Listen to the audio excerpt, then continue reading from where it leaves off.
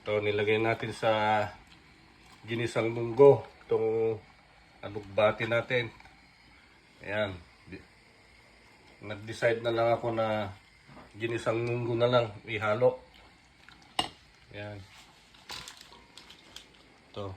Pagin natin itong spinach sa munggo. Ayan. Sarap to.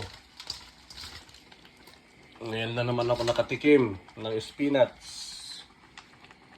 Ang ginagamit ko dati yung spinach na maliliit na dahon na bibili sa supermarket. Ito nabili ko sa My Garden.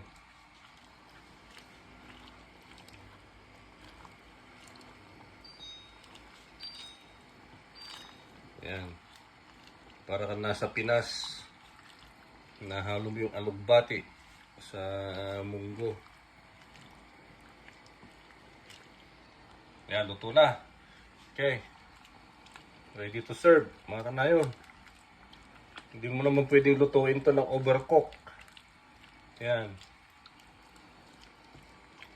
Okay.